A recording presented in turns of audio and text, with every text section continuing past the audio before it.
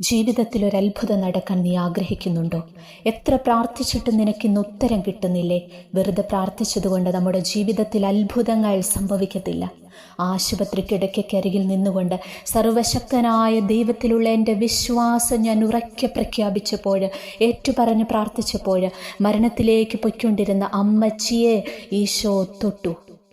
ലാസറിനെ ഉയർപ്പിച്ച, പാലസ്തീനായിലുടനീളം ചുറ്റി സഞ്ചരിച്ച് അത്ഭുതങ്ങൾ പ്രവർത്തിച്ചു കടന്നുപോയ നമ്മുടെ ദൈവം, എൻ്റെ കർത്താവ് ഇന്നും ജീവിക്കുന്നവനാണെന്ന് ഞാൻ തിരിച്ചറിഞ്ഞു. അത്ഭുതങ്ങൾ നടക്കുന്നില്ല, ദൈവം പ്രാർത്ഥന കേൾക്കുന്നില്ല എന്ന് പരാതിപ്പെടുന്നവർ ഇന്നിത് കേൾക്കണം. ഈശോ മിശിഹായിക്ക് സ്തുതിയായിരിക്കട്ടെ. പ്രിയമുള്ളവരെ, ജീവിതത്തിൽ ഒരു അത്ഭുതം നടക്കാൻ ആഗ്രഹിക്കാത്തവരായി ആരുമില്ല. നമ്മളുടെ പ്രാർത്ഥനയ്ക്ക് എത്രയും വേഗം ഉത്തരം കിട്ടാനായി നമ്മൾ എന്താണ് ചെയ്യേണ്ടത്, എങ്ങനെയാണ് പ്രാർത്ഥിക്കേണ്ടത് എന്നാണ് ഇന്നത്തെ വീഡിയോയിലൂടെ നമ്മൾ ചിന്തിക്കുന്നത്. നിങ്ങളിപ്പോൾ ഒരു മാരക രോഗത്തിൻ്റെ പിടിയിലാണ് എന്ന് വിചാരിക്കുക. അല്ലെങ്കിൽ സാമ്പത്തികമായ പ്രതിസന്ധിയിലൂടെ കടന്നുപോയിക്കൊണ്ടിരിക്കുകയാണ്. അതുമല്ലെങ്കിൽ കുടുംബജീവിതത്തിൽ ജീവിത പങ്കാളി മൂലമോ മക്കൾ മൂലമോ വിവിധങ്ങളായ പ്രശ്നങ്ങളിലൂടെ കടന്നുപോയിക്കൊണ്ടിരിക്കുകയാണ്. ഇവിടെയെല്ലാം ഒരു അത്ഭുതം സംഭവിക്കണമെന്ന് നിങ്ങൾ ആഗ്രഹിക്കുന്നുണ്ട്. അപ്പോൾ എങ്ങനെ പ്രാർത്ഥിക്കണം? വെറുതെ പ്രാർത്ഥിച്ചതുകൊണ്ട് നമ്മുടെ ജീവിതത്തിൽ അത്ഭുതങ്ങൾ സംഭവിക്കണമെന്നില്ല. അതിന് ആദ്യമുണ്ടായിരിക്കേണ്ടത് വിശ്വാസമാണ്. ഗബ്രിയേൽ മാലാഖ പരിശുദ്ധ മറിയത്തോട് മംഗളവാർത്ത അറിയിക്കുമ്പോൾ പറയുന്നത് ഓർമ്മിക്കുക: ദൈവത്തിന് ഒന്നും അസാധ്യമായിട്ടില്ല. വിശുദ്ധ ലൂക്കായുടെ സുവിശേഷം 1-ാം അധ്യായം 37-ാം തിരുവചനമാണത്. ദൈവത്തിനൊന്നും അപ്രാപ്യമല്ല. അതുപോലെ വിശുദ്ധ മത്തായിയുടെ സുവിശേഷം 17-ാം അധ്യായം 20-21 നമ്മൾ വിശ്വാസത്തിൻ്റെ പ്രാധാന്യം കാണുന്നുണ്ട്. കടുകുമണിയോളം വിശ്വാസമുണ്ടെങ്കിൽ ഈ മല കടലിൽ ചെന്ന് പതിക്കുമെന്നാണ് ഈശോ ശിഷ്യരോട് പറയുന്നത്. നിന്റെ വിശ്വാസം മൂലം നീ രക്ഷിക്കപ്പെട്ടിരിക്കുന്നുവെന്ന് ക്രിസ്തു പറയുന്നുമുണ്ട്. ഇങ്ങനെ ഏത് അത്ഭുതം സംഭവിക്കുമ്പോഴും നമ്മൾ ദൈവത്തിൽ അടിയുറച്ച് വിശ്വസിക്കേണ്ടതുണ്ട്. മുമ്പൊരിക്കൽ ഒരു വീഡിയോയിൽ ഞാൻ പങ്കുവച്ച ഒരു അനുഭവം നിങ്ങൾ ഓർമ്മിക്കുന്നുണ്ടോ എന്ന് എനിക്കറിയില്ല. മരണത്തോട് മല്ലടിച്ച് കിടന്നിരുന്ന, ഡോക്ടേഴ്സ് എല്ലാം കൈയൊഴിഞ്ഞ രോഗിയായ ഒരമ്മച്ചിയുടെ അരികിലിരുന്ന് ഞാൻ കണ്ണുനീരോട് പ്രാർത്ഥിച്ച ഒരു അനുഭവം ഇന്നും ഓർമ്മിക്കുമ്പോൾ എനിക്കത് അവിശ്വസനീയമാണ്. അത്രമേൽ ഞാൻ കണ്ണീരൊഴുക്കി പ്രാർത്ഥിക്കാൻ ഒരു കാരണമുണ്ട്. ആ അമ്മച്ചി എനിക്ക് അത്രയേറെ പ്രിയപ്പെട്ട, എൻ്റെ ജീവിതത്തിൻ്റെ തന്നെ ഒരു ഭാഗമെന്ന് വേണമെങ്കിൽ പറയാം.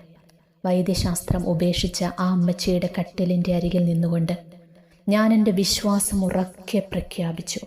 വിശ്വാസം ഏറ്റുപറഞ്ഞങ്ങ് പ്രാർത്ഥിച്ചു. ഞാൻ ഈശോയോട് പറഞ്ഞു: ഈശോയെ, ഞാൻ വിശ്വസിക്കുന്നുണ്ട് ഈശോയെ. ലാസറിനെ ഉയർപ്പിച്ച എൻ്റെ ഈശോയ്ക്ക് ഒരു നിമിഷം മതി ഈ അമ്മച്ചിയെ ജീവിതത്തിലേക്ക് തിരിച്ചു കൊണ്ടുവരാനെന്ന് ഞാൻ വിശ്വസിക്കുന്നുവെന്ന് ഇത് തന്നെ പറഞ്ഞങ്ങ് പ്രാർത്ഥിച്ചു.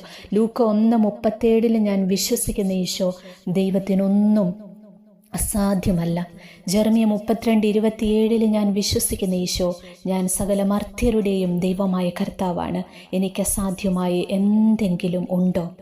ലൂക്ക 18:27 മനുഷ്യർക്ക് അസാധ്യമായത് ദൈവത്തിന് സാധ്യമാണ്. പിന്നെ വിശ്വാസ പ്രമാണം ഏറ്റുചൊല്ലാൻ തുടങ്ങി. ഇങ്ങനെ എനിക്ക് ഭയങ്കര വിശ്വാസമായിരുന്നു എൻ്റെ ഉള്ളിൽ. എൻ്റെ ഈശോ എന്നെ കൈവിടത്തില്ല. വിശ്വാസത്തോടെയുള്ള പ്രാർത്ഥന രോഗിയെ സുഖപ്പെടുത്തും. ഇതൊന്നും ഞാൻ പറഞ്ഞല്ല, വചനത്തിൽ പറയുന്നതാണ്. ഇങ്ങനെ എനിക്കറിയാവുന്ന വചനങ്ങളും പ്രാർത്ഥനകളും ജപമാലകളും എല്ലാം ഞാൻ ഏറ്റുചൊല്ലി അമ്മച്ചിയുടെ അരികിലിരുന്നു കൊണ്ട് പ്രാർത്ഥിക്കാൻ തുടങ്ങി. വിശ്വാസ പ്രമാണം ഏറ്റുചൊല്ലി പ്രാർത്ഥിക്കാൻ തുടങ്ങി. എൻ്റെ വിശ്വാസം ഞാൻ ഉറക്കെ പ്രഖ്യാപിച്ചപ്പോൾ, പൊന്നുമക്കളെ, ഞാൻ നോക്കി നിൽക്കേ ഈ അമ്മച്ചിയെ ഈശോ തൊട്ടു. പ്രാർത്ഥിച്ചുകൊണ്ടിരുന്ന അതേ സമയം തന്നെ അമ്മച്ചി സുഖപ്പെട്ടു എന്നുള്ളതാണ് വലിയ അത്ഭുതമാണ് അന്നവിടെ ആ ഹോസ്പിറ്റലിൽ നടന്നത്. മിറാക്കിൾ അമ്മച്ചി എന്നാണ് ഇന്നെല്ലാവരെയും അമ്മച്ചിയെ വിളിക്കുന്നത്. 2 ദിവസം മുമ്പും കൂടെ ഈ അമ്മച്ചിയുടെ മോൾ എന്നോട് ഇത് പറയുമ്പോൾ അവൾ കരയുകയായിരുന്നു. അവൾ പറയുക: നിൻ്റെ പ്രാർത്ഥന കൊണ്ടാണ്, നിൻ്റെ വിശ്വാസം കൊണ്ടാണ്, ദൈവത്തിലുള്ള നിൻ്റെ വിശ്വാസം കൊണ്ടാണ് ഇന്ന് ഞങ്ങളുടെ അമ്മ ഇങ്ങനെ ജീവനോടെ ഇരിക്കുന്നതെന്ന്. അതിന്നും പറയുമ്പോൾ അവർക്ക് സങ്കടമാണ്. ഇവിടെ നിങ്ങളൊന്ന് നോക്കിക്കേ, ഒരു വൈദികൻ വന്ന് തലയിൽ കൈവച്ച് പ്രാർത്ഥിച്ചോ? ഇല്ല.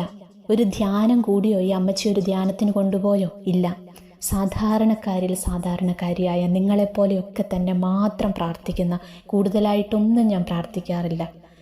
നിങ്ങളെപ്പോലെയൊക്കെ മാത്രമേ ഞാനും പ്രാർത്ഥിക്കാറുള്ളൂ. യാതൊരു വരങ്ങളോ കൃപകളോ എന്തിനേറെ രോഗശാന്തി വരങ്ങളോ ഒന്നുമില്ലാത്ത ഒരു പാവപ്പെട്ട ഒരു പെൺകുട്ടിയായ ഞാൻ എൻ്റെ യേശുവിലുള്ള വിശ്വാസം ഏറ്റുപറഞ്ഞു പ്രാർത്ഥിച്ചപ്പോൾ അവിടെ അത്ഭുതം നടന്നത് കണ്ടോ?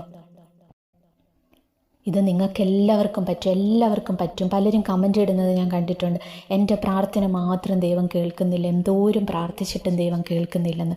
വിശ്വാസത്തോടെയുള്ള ഏത് പ്രാർത്ഥനയ്ക്കും ദൈവത്തിന് ഉത്തരം തരാതിരിക്കാൻ പറ്റില്ല മക്കളെ. ഇതൊരനുഭവമല്ല, ഇതുപോലെ ഒരുപാട് അനുഭവങ്ങൾ ഞാൻ അനുദിനം എൻ്റെ ജീവിതത്തിൽ കാണുന്നതാണ്. എൻ്റെ കസിൻ ബ്രദർ ക്യാൻസറാണെന്നറിഞ്ഞ ദിവസം ഞാൻ ആകെ തകർന്നു പോയി. അതെനിക്ക് ഇന്നും ഓർക്കാൻ പറ്റില്ല. എന്നെ അറിയാവുന്ന എല്ലാവർക്കും അറിയാം. ഞാൻ ഒത്തിരി മാനസികമായിട്ട് ഒരുപാട് വിഷമത്തിലൂടെ കടന്നുപോയ നാളുകളായിരുന്നു. എൻ്റെ ഫസ്റ്റ് കസിനാണവൻ.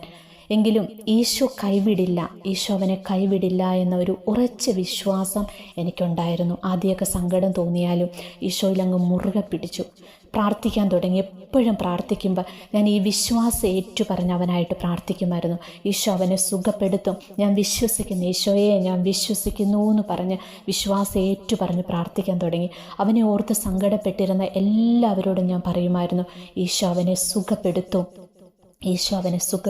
നിങ്ങൾ വിഷമിക്കേണ്ട. ഞാൻ ഇങ്ങനെ ഉറക്കെ എൻ്റെ വിശ്വാസം ഏറ്റു പറഞ്ഞു. അവനിലും ദൈവത്തിൻ്റെ കരം പ്രവർത്തിച്ചു. ഈശോ അവനെ സുഖപ്പെടുത്തി. ഇന്ന് ക്യാൻസറിൻ്റെ യാതൊന്നും അവൻ്റെ ശരീരത്തിലില്ല. അതിൻ്റെ മരുന്ന് പോലെ ആ കൊച്ചിന് കഴിക്കേണ്ടതായി വന്നില്ല എന്നുള്ളതാണ്. കണ്ണും പൂട്ടി ദൈവത്തെ അങ്ങ് വിശ്വസിക്കും മക്കളെ. നിങ്ങളുടെ ജീവിതം മാറിമറിയും. നിങ്ങളുടെ ജീവിതത്തിൽ ദൈവം വലിയ അത്ഭുതങ്ങൾ പ്രവർത്തിക്കും. ഏതു തടസ്സങ്ങളെയും മറികടക്കാൻ നമുക്ക് കഴിയുന്നത് ആഴമായ വിശ്വാസം കൊണ്ട് മാത്രമാണ്. വിശ്വാസപൂർവം നമ്മൾ ചോദിക്കുന്ന ദൈവേഷ്ടപ്രകാരമുള്ള ഏത് കാര്യവും ദൈവത്തിന് നിഷേധിക്കാനാവില്ല. അതോടൊപ്പം മറ്റൊരു കാര്യം കൂടി നമ്മുടെ മനസ്സിലുണ്ടാവണം. നാം നമ്മുടെ പാപങ്ങൾക്ക് വേണ്ടി മാപ്പ് ചോദിക്കുകയും പശ്ചാത്തപിക്കുകയും വേണം കേട്ടോ. പാപം നിറഞ്ഞൊരവസ്ഥയിലായിരുന്നു നമ്മൾ പ്രാർത്ഥിച്ചാൽ ആ പ്രാർത്ഥനയ്ക്ക് ഫലമുണ്ടാവില്ല.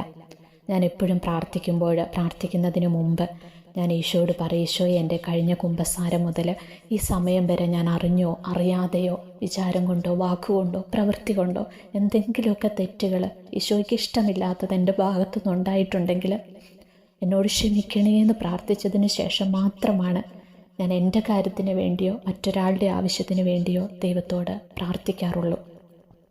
ദൈവമേ, പാപിയായ എന്നോട് കരുണ തോന്നണമേ എന്നാണല്ലോ ബൈബിളിൽ നിന്നുയരുന്ന ആ പ്രാർത്ഥനകളിലൊന്ന്. ഇവിടെ അയാൾ തൻ്റെ പാപം ഏറ്റുപറയുകയും താൻ പാപിയാണെന്ന് തുറന്ന് സമ്മതിക്കുകയുമാണ് ചെയ്യുന്നത്. പശ്ചാത്താപത്തിൻ്റെ ഒരു തലം കൂടിയുണ്ടിവിടെ. ഇങ്ങനെ ദൈവവുമായി അനുരഞ്ജനത്തിലേർപ്പെടുകയും തെറ്റേറ്റുപറയുകയും ചെയ്തു കഴിഞ്ഞ് വിശ്വാസത്തോടെ ദൈവത്തോട് കാര്യം അപേക്ഷിക്കൂ. അവിടുന്ന് നമ്മെ സമൃദ്ധമായി അനുഗ്രഹിക്കുക തന്നെ ചെയ്യും. നിങ്ങൾ വിശ്വസിക്കുക. വിശ്വാസത്തോടെയുള്ള പ്രാർത്ഥനയ്ക്ക് ദൈവം വളരെ വേഗം ഉത്തരം തരും.